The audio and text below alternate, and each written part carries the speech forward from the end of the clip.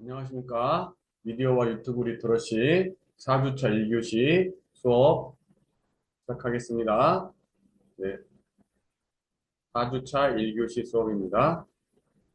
우리가 1주차 강의 소개했고요. 2주차 미디어 리터러시의 이제 기본적인 이해, 시험 문제 제가 몇 개 같이 이야기했었죠.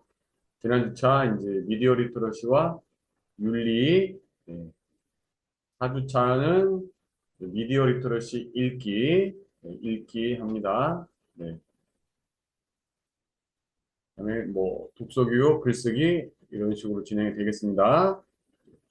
성공 콘텐츠 발표 이제 몇 분이 저한테 이제 숙제를 제출해 주셨고 발표를 하는데 여러분들이 이제 PPT가 아니라 뭐 간단하게 엑셀이나 뭐 한글 이렇게 주셨기 때문에 뭐 만나서 이제 그 전에는 보셨다시피 줌에서 이렇게 만나서 했잖아요. 근데 이제 줌에서 만나서 이렇게 하실 분들은 연락을 따로 또 주시고 발표를 하고 싶다. 근데 그렇지 않을 경우에는 제가 그냥 수업 시간에 이어서 발표해도 크게 상관이 없을 것 같습니다. 네. 그래서 지금 이제 제가 4주차 강의를 올리기 위해서 이제 준비하는 과정이고, 그래서 제가 이제 이 수업을 시작하기 전에, 막 전에 제가, 어, 이제 그 숙제를, 아니, 단톡방에 이렇게 이제 숙제 내주신 분 중에 뭐 직접 발표하실 분 계실까요? 이게 이제 제가 3시 42분에 제가 올렸고, 지금 이것은, 어, 이것은 지금 제가 4시 한 10분 정도 강의를 좀 시작하고, 지금 녹화하고 있거든요. 네.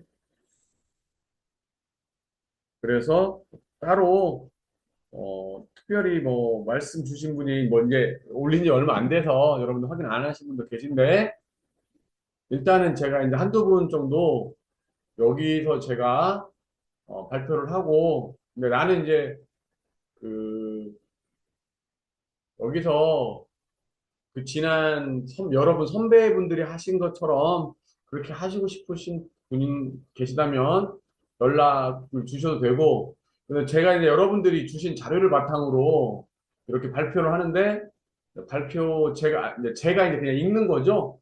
읽는데, 좀 미진하다.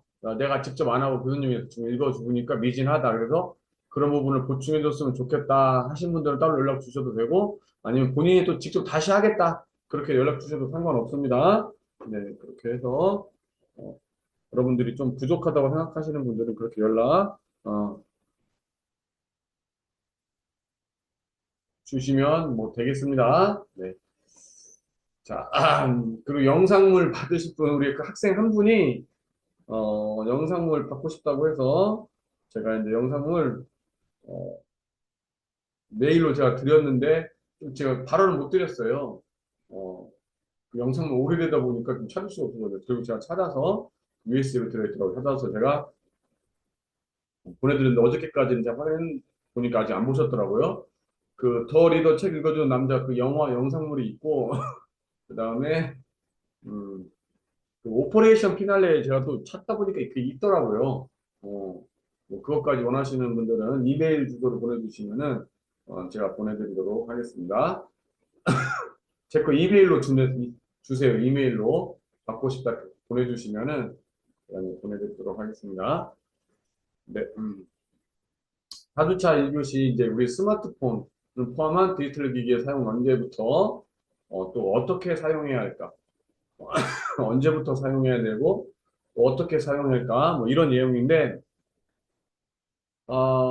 정말 이 스마트 기기가 날로 날로 발달하고 있어가지고 정말 뭐 언제부터 사용하는 거? 뭐 지금부터 사용하는 거 아닙니까? 애기부터 뭐 사용하는 거 말씀하실 수 있고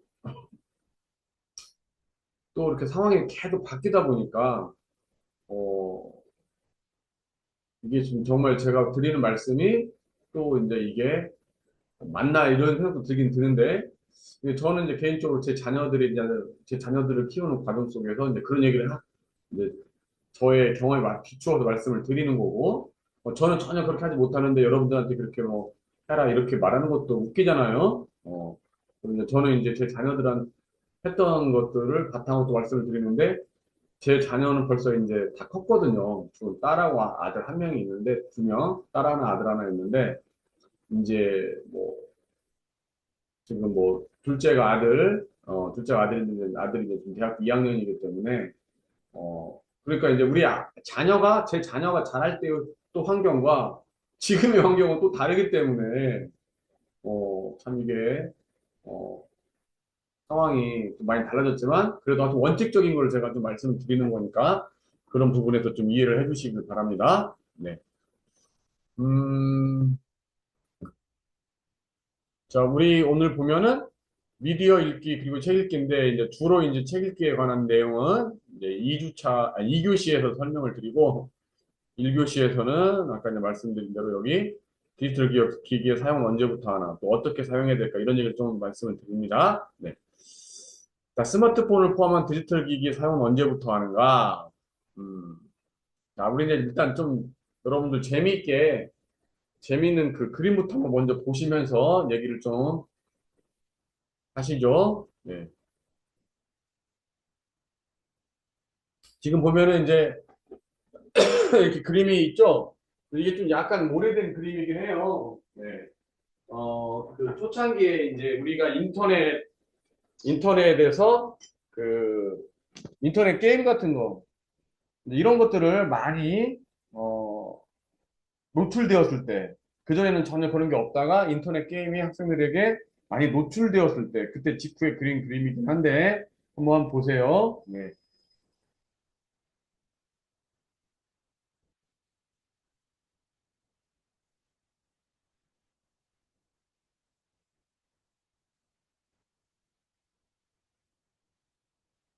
여기 협박이라고 쓰여 있고 자세히 보시면 이제 머리가 긴 것으로 봐서 좀 아빠는 아니고 좀 엄마인 것 같아요. 네, 그리고 요리할 때 쓰는 칼, 이렇게 식칼, 그만해라, 맞는다. 그러니까 네, 이렇게 돼 있죠, 지금. 네.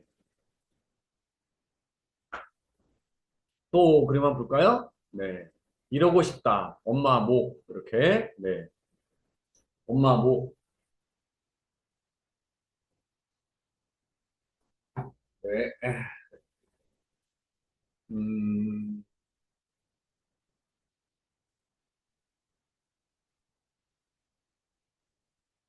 이렇게. 네.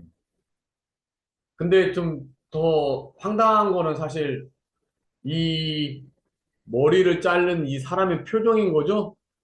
엄마 목을 이렇게 막 잘랐는데 표정이 너무 웃고 있잖아요. 여기 칼에는 빨간 거 보니까 피가 묻어 있고요. 그래서 이제 이런 인터넷 게임 또는 디지털 기기를 사용할 때 사용하지 못하게 제한하는 엄마의 갈등 속에서 그 엄마가 너무 이제 그 못하게 하니까 그 순간만큼은 이렇게 지금 네 이렇게 이렇게 하고 싶다 하고 저런 얼굴 표정을 짓는다는 게 좀 섬뜩하긴 하죠. 네. 네, 게임을 몇 시간이나 하는 거야. 게임을 너무 많이 하다가 엄마한테 혼나는 게 이렇게 써져 있는데, 여기도 이제 엄마하고, 이게 이제 바퀴벌레죠? 바퀴벌레. 이 벌레, 바퀴벌레예요. 근데 지금 아마 이 그림을 그린 사람들도 지금은 아마 거의 뭐 한 30대, 아니 30살 가까이 되지 않았을까? 이런 생각이 드네요.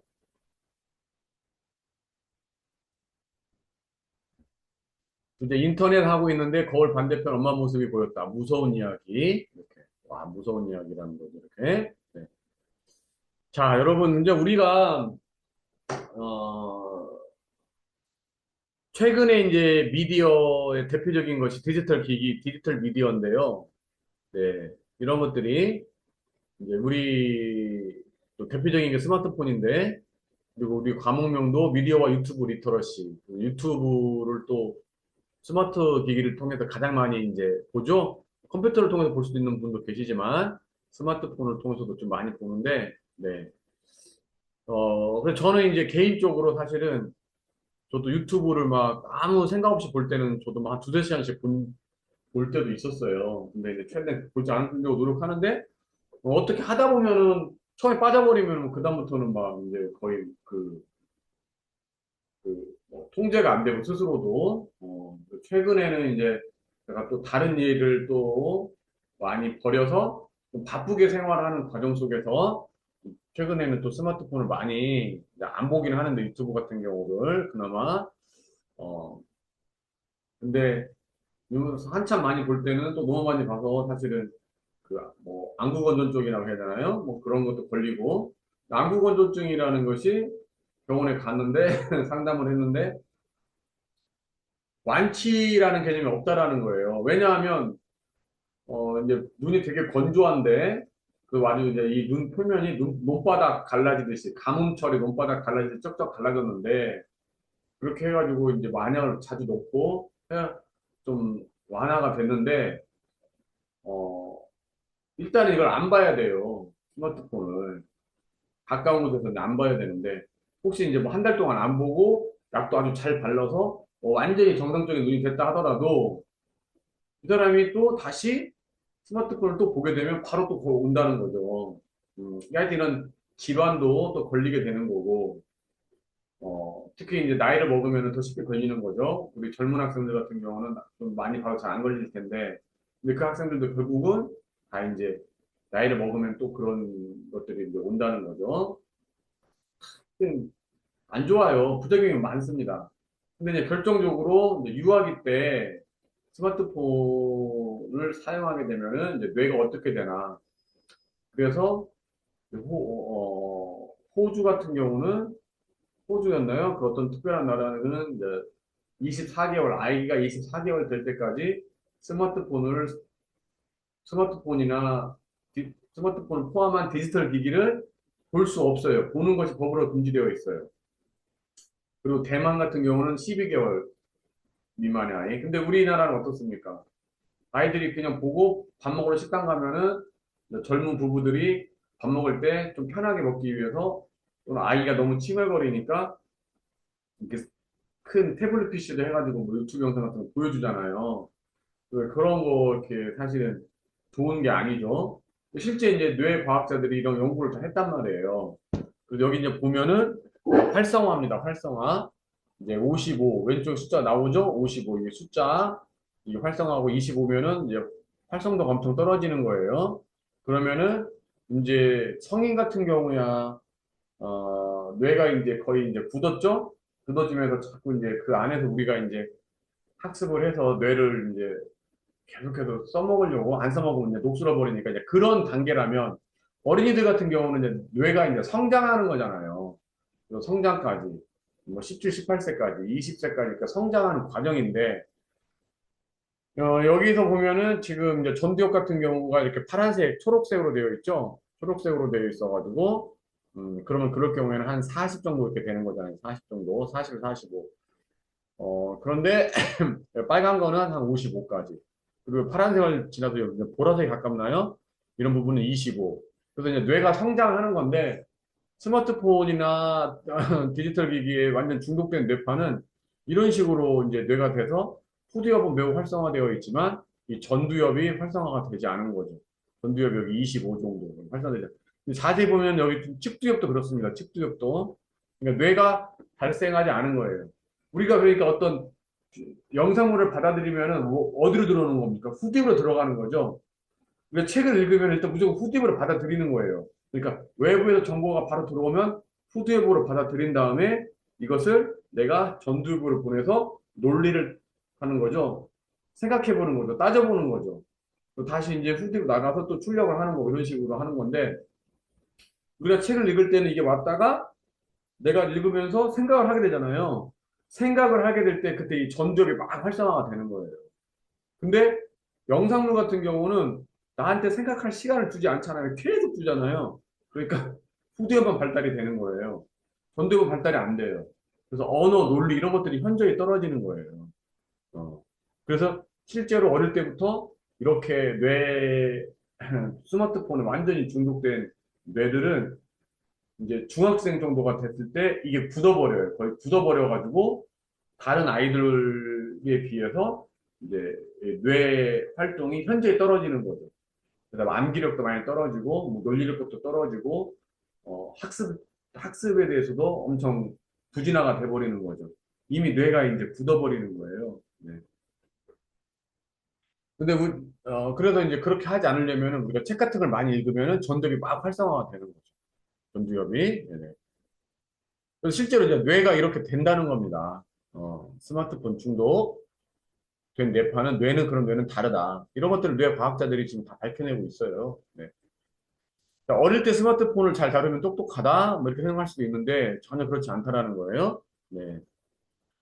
어, 제 조카도 지금 많이 컸는데 제 조카가 어릴 때 지금 한 10살, 9살이나 됐거든요. 근데, 제 동생이 그냥 유튜브에 놔뒀는데 그 조카를 보니까 졸기 직전까지 계속 이렇게 해요. 그리고 자기가 다 알아서 찾아가요. 찾아가니까, 와, 우리 애가 누가 알려주지 않았는데도 유튜브로 다 찾아간다. 스마트폰 열어가지고. 네, 그런 거 절대 똑똑한 게 아니죠. 네. 자, 아이패드를 출시한 후에 스티브 잡스에게 기자가 질문했어요. 아, 아이들이 아이패드, 아이폰 이런 거 좋아하겠네요. 그랬더니 당시 스티브 잡스가 잘 모르겠는데요. 그러니까 그 기자 입장에서는 네? 잘 모르겠다뇨? 그러니까 아이들이 사용하지 않으니까 저는 잘 모르겠습니다. 이렇게 대답했다는 거죠. 근데 아이들이 사용하지 않는다고요? 왜요? 그러니까 저 아이들은 아직 어린데요.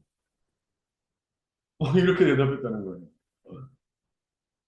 빌 게이츠도 여러분 그 인터넷에서 검색을 한번 해보세요. 어렵지 않게 찾을 수 있습니다. 자녀가 15살이 되어서야 컴퓨터와 스마트폰을 사용하게 했어요. 네. 실리콘밸리 IT 기업의 임직원 자녀들은 전통적 교육 방법으로 지도하는 사립학교에 다니고 있어요. 그러니까 실리콘밸리 IT 기업의 임직원들은 자신의 자녀들을 전통적 교육 방법으로 지도하는 사립학교에 보내고 있단 말이에요. 왜 그럴까요? 자기들은 그런 디지털 기기를 만드는 사람인데 자신의 자녀들은 어릴 때 그런 기기들을 사용하는 학교에 보내지 않고 있다라는 거예요. 전통적 교육 방법으로 지도하는 그런 학교 다니고 있다라는 거예요. 도서관에 가서 백과사전이나 책을 찾아보면서 정보를 찾는. 그러나 보통 대부분 애들은 정보 어떻게 찾아요? 컴퓨터 때려 넣어버리잖아요. 네. 실리콘밸리에 여러분 이런 것도 실제 이제 유튜브에서 또 보는 건데 어렵지 않게 볼 수 있어요. 실리콘밸리의 사립학교. 그러니까 공립학교에 보낼 수 있는데 사립학교에 보내면은 뭐 최소 2천만 원. 최소죠, 최소. 보통 3, 4천만 원의 돈을 1년에 학비를 들여서 애들을 가르쳐야 되는데 그런 곳에 보내고 있다는 거예요. 그린우드, 페니슐라, 뭐 발도르프 교육. 학부모 대부분이 IT 회사의 임원인데 컴퓨터가 발명되기 이전 형태의 교실을 운영하는 거죠. 컴퓨터, 스마트폰과 같은 디지털 기기를 전혀 사용할 수 없는. 최소한 초등학교 때만큼. 여기 등록금이 매우 비싸다고요. 음, 컴퓨터가 발명되기 이전 형태의 교실을 운영하고 있다. 아, 종이책, 종이 노트를 활용한다. 검색에는 브리테니커 백과사전 이런 거. 나무로 만든 장난감, 인형, 차르, 바느질 도구, 뜨개질, 네. 그린우드 교장이라고 있는데 이분이 내 안의 컴퓨터도 다룰 줄 모르는데 밖에 컴퓨터 줘봤자 무슨 소용이냐. 페니실라 입학처장 배치 앤더슨이 아이들이 자기 내면의 힘을 조절할 줄 아는 능력을 길러주기 위해서이다. 스마트폰을 할 시간에 다른 아이들과 놀고 대화하면서 타인들과 공감하고 조화를 이루는 능력을 길러주기 위해서 네 이런 식의 어떤 교육 환경을 계속해서 제공하고 있다는 거죠. 네. 자, 저는 아이폰을 한 번도 사용해 보지는 않았어요. 근데 어, 아이폰 뭐 모든 아이폰이 그런 건 아닌데 어떤 아이폰은 옛날 이 뒷면에 네 이렇게 써 있었다고 하더라고요. 실리콘베이 아니 저기 디자인 바이 USA 실리콘밸리.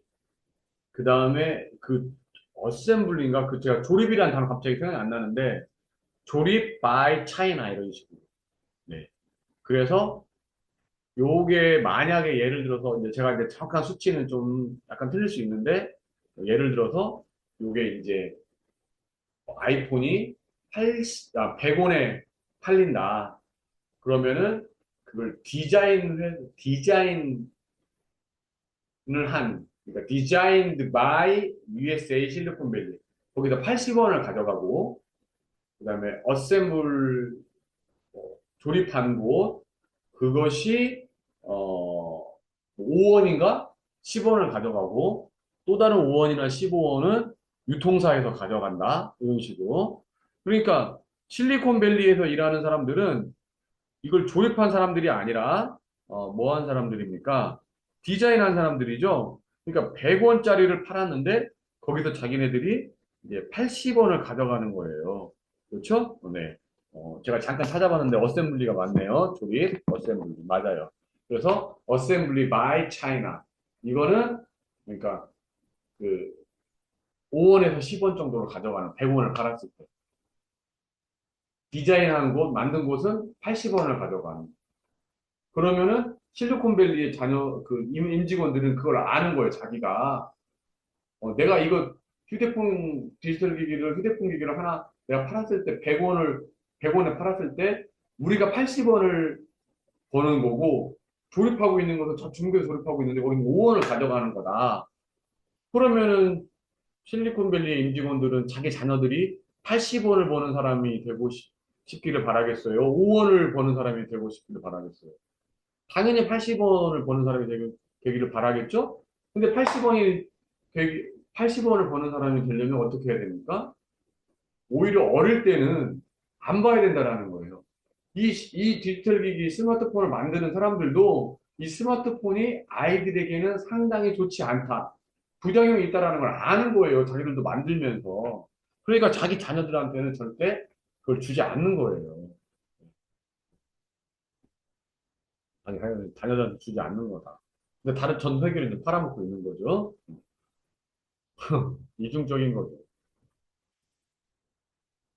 저 같은 경우는 제 얘기를 해보자면은 저희 아이 같은 경우는 이제 남자 아들 같은 경우는 디지털 기기를 처음으로 사준 게 고등학교 들어가서 네.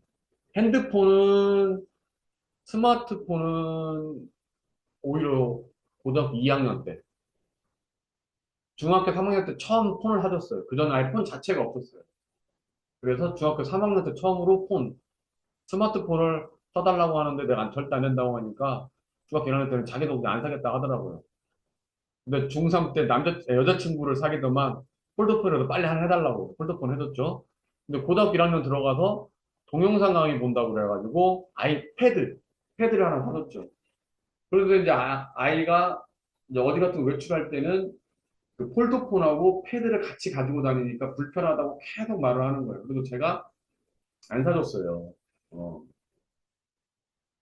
어, 그래서 이제 고등학교 2학년 때는 이제 도저히 자기가 공부하는 사람인데, 이게 저는 안 사준 이유는 뭐냐면, 이 같은 디지털 기기라 하더라도 스마트폰하고 패드는 다르다. 스마트폰은 내 손 안에 있고 주머니에 들어가기 때문에 언제든지 어디서든지 인터넷을 볼 수 있고, 너가 이제 다른 부작용을 일으킬 수 있는 그런 활동을 할 수 있으니까 나는 안 된다.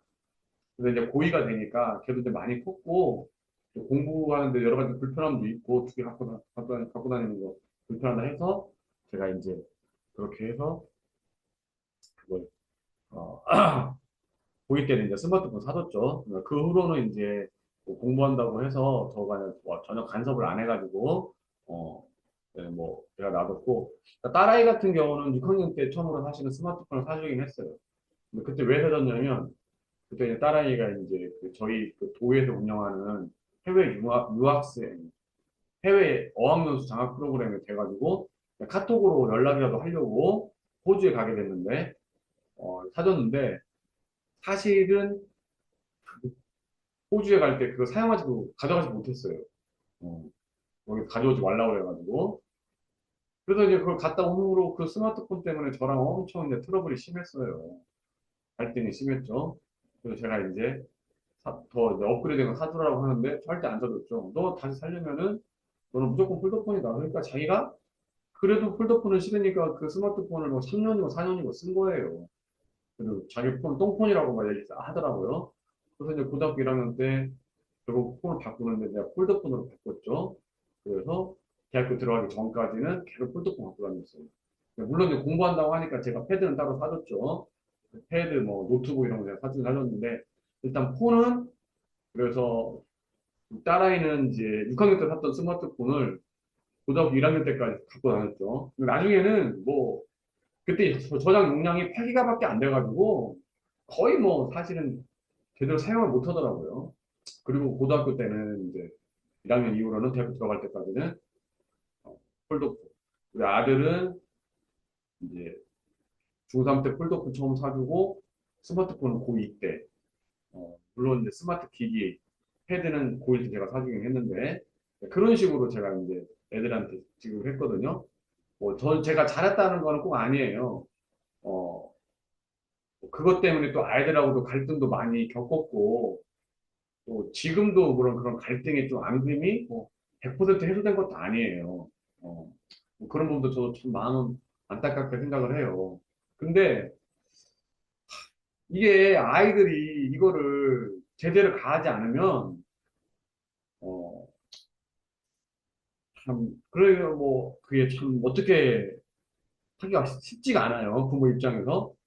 가끔은 그런 생각을 해봐요. 그냥 내가 이런 스마트폰이나 이런 것들도 아이들이 다 해달라고 했으면, 지네들이 알아서 다 이렇게 절차로 쓰지 않았을까? 뭐, 그랬으면 나랑 갈등도 없었을 테고, 학교도, 어, 뭐, 이렇게 또 좋은 대학교 갔지만, 자신들을, 본인들이 원하는 대학보다는 조금 모자랐어요. 그래서, 본인들이 더 원하는 대학에 갔을 수도 있지 않았겠나? 뭐 이런 또 그런 생각도 조금씩 들기도 하는데, 근데 그걸 또 100% 장담을 못 하니까. 근데 제가 예를 들어서 다시 예를 과거로 돌아간다고 한다면 어떻게 할까? 그냥 아이들한테 맡길까? 100% 맡길까? 아이들하고 갈등이 너무 심할 때는 사실은 그렇게 해야겠다 생각도 했었어요. 그냥 이제 내가 그냥 전혀 간섭하지 않고 그렇게 해야겠다 생각도 했는데 모르겠어요. 그건 참. 근데 지금 만약에 젊은 부부들 입장에서는 아이들이 사실은 더 힘들죠. 그런 것들이. 어떻게 주위에서 보면은 막 그 그나마 초등학교 2학년, 3학년이면 늦게 하는 거더라고요. 그리고 폰도 이제 그런 폰들 다 그 유튜브다 안 되고 제약이 많이 되는 폰들. 이런 폰들을 해주는 부모님도 계신가 하면 어떤 부모님들은 한 5살, 6살 때부터 스마트폰 그냥 해줘버리는 부모님도 계시고, 네. 뭐, 뭐가 정답인지는 잘 모르겠는데, 저는 이런 것들을 공부를 해봤기 때문에, 하여튼 아이들에게 최대한, 일찍 노출하는 것은 결코 그들한테 좋지 않다. 제가 여기 일부만 보여드린 거예요. 제가 어떤 거는, 어, 사실은 이거는 스마트폰은 아이들에게는 마약과 같은 것이다. 또는 칼과 같은 것이다. 아이한테 칼 쥐어줘봐요. 어떻게 들릴지 모르잖아요. 그리고 자기 자신도 다칠 수가 있는 거잖아요. 그래서 하여튼 디지털 기기 이런 걸 부작용이 심하기 때문에 우리가 사용하는 데는 조금 조심해서 신중하게 사용할 필요가 있다. 그게 결국은 핵심이고요. 자, 이제 이것도 한번 이제 보면은 이제 미국 같은 경우도 이거 연구가 많이 진행됐는데 미국의 경우는 이제 1996년생 이후 중학교 때부터 이제 스마트폰을 소유하게 됐어요. 96년생, 이 정도 애들이 중학교 때부터 이제 스마트폰을 소유하게 됐는데, 애들이 이제 2011년, 2013년 사이에 자해로 입원하는 사례가 급증했다라는 거죠. 그리고 자살률도 급증하게 돼요. 네. 그래서 그런 것들 연구를 하는 거예요. 이게 이제 이 스마트폰 사용과 관련이 있지 않냐 연구를 했는데, 실제로 많은 신빙성 있는 연구가 진행됐다라는 거죠. 이 스마트폰과 스마트폰의 지나친 사용과 관계가 있다. 그전에는 아이들이 친구들과 이렇게 많은 상호작용 활동을 했는데, 상호작용 활동을 하지 않고 방에 틀어박혀가지고 주 스마트폰을 하다 보니까 애들이 우울증도 많이 걸리고, 어, 그래서 입원하는 사례도 많이 생겼다. 뭐 그런 얘기죠. 네. 미국이란 나라가, 저도 잘 모르죠. 저도 이제 가보진 않았는데, 어, 올해 한번 가보려고 계획 중인데, 생각보다 쉽지가 않더라고요. 네. 네. 근데 이제 뭐 미국에 있는 사람들, 친한 가까운 사람도 있고, 이렇게 얘기도 자주 하고, 또 보면은 미국의 도시, 서부나 동부의 도시만 사실은 우리가 생각할 때 어떤 선진국 미국의 모습이고, 이런 중부나 이런 데 일반 또 시골 같은 경우는 우리가 그들을 뭐 선진국의 나라에 사는 선진 국민이라고 볼 근거가 사실은 크게 없어요. 네. 그만큼 대한민국이 많이 성장한 것도 있지만, 뭐, 그냥 아주 평범한, 뭐, 그, 일반 사람들이고, 선진국이라고 해서 큰 혜택을 누리고 사는 사람들이 별로 없다라는 거죠. 그리고 어떤 미국의 공교육과 사교육의 그런 시스템 속에서 그 교육의 어떤 그 보호를 받지 못하는 사람들 되게 많아요. 그래서 미국에 이제 정말 일반적인 숫자 계산도 못하는 사람들 많이 있고, 여전히 무명자도 있고, 그렇게 되는 거잖아요, 지금. 네. 그리고 이제 아주 유명한 키친 셰프 파손 사건이라는 게 있어요. 그냥 원래는 키친 셰프라는 것이 이제 그 사람들이 음식물을 너무 많이 섭취를 해가지고, 이제 그게 몸에 어떤 질병의 근원이 되잖아요. 그래서 이제 그것을 방지하기 위해서 만든 건데, 이제 어떤 이런 큰 상자 안에 이제 음식을 넣어놓고 딱 잠그죠. 그리고 시간을 딱 정해놓습니다. 그러면은 그 시간이 되기 전까지는 그 열쇠가 절대 열리지 않아요. 그래서 최근에는 이제 이것을 응용해서 스마트폰 잠금 그게 나왔어요. 그래서 우리나라에도 지금 있고, 우리나라에는 없구나. 직접 만드는 건 제가 알기로는 없어요.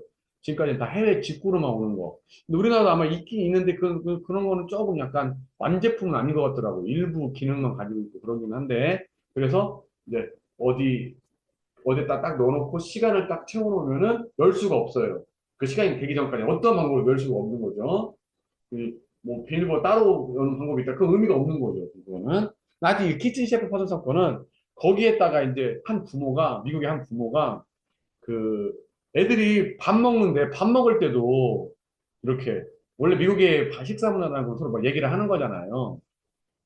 원래 우리나라의 전통적인 식사에서는 조용히 이제 밥을 먹는 거고, 밥 먹을 때 떠들면은 아버지가 옛날에 뭐라 하셨잖아요. 음식물 튄다. 조용히 하고 먹어라. 근데 그때 우리가 서양을 봤는데, 서양은 이렇게 밥을 먹으면서 아빠가 이런 얘기, 저런 얘기 하면서 뭐 이렇게 그랬잖아요. 그래서 이제 그때 캠페인이, 우리나라도 밥 먹으면서 얘기를 하자. 그때 제가 어릴 때는 이제 그런 게 있었거든요. 근데 이제 서양에서 이제 한 부모가, 미국에서 한 부모가 밥을 먹는데, 핸드폰을 사주기 전까지는 이렇게 얘기를 많이 대화가 오고 갔는데 아이들에게 스마트폰을 사주고 났더니 아이들이 밥 먹을 때 스마트폰만 보고 이러 잘 식사 대리 시간 잘 안 지키고 이러다 보니까 엄마가 이제 스마트폰을 가지고 자리에 딱 앉았는데 자 우리 이제 밥 먹는 시간 뭐 30분이면 30분 1시간 1시간 동안 스마트폰을 보지 말자. 우리 서로 대화를 하면서 밥을 먹자. 이렇게 하고 스마트폰을 뺏어가지고 키친 셰프에 넣었어요. 그리고 시간을 그 밥 먹는 시간 30분인지 1시간인지 딱 채워놨어요. 그렇게 해서 이제 밥을 먹고 이렇게 있는데 대화를 하고 밥을 먹고 있는데 갑자기 지금 자녀가 아들 하나 딸 하나가 있었는데 딸이 갑자기 자리에서 일어난 거예요. 일어나서 북으로 간 거예요. 그래서 이제 엄마가 뭐 음식물 또 먹으려고 하나? 뭐 이렇게 생각을 한 거죠. 그래서 이제 얘기를 안 해, 별 신경 쓰지 않고 얘기를 하는데 그 딸이 뭐랬냐면 가서 스마트폰을 이제 열려고 한 거죠. 그래서 막 열려고 하는데 이게 어떻게 하는 방법도 안 열리거든요. 그러니까 결국은 이제 아이가 망치를 가져와가지고 그거를 이렇게 때려 부셔버린 거예요. 그래서 그 안에서 있는 그 스마트폰을 이제 꺼내서 보는 거죠. 그러니까 이제 아이가 중독된 거죠. 그래서 중요한 연락이 친구들로부터 올 것 같다. 뭐 이런 강박관념에 시달린다거나 막 그래가지고 실제 오나요? 안 오잖아요. 음, 이게 이제 중요한 또 한 사건이었고, 지금은 또 여기에 아까 말씀드린 대로 이것의 응용판이 뭡니까? 그거죠. 스마트폰 어떤 케이스에 딱 넣으면은, 케이스에 넣고 시간 딱 채우면은, 그 문이 잠을 도저히 열 수가 없어요. 네.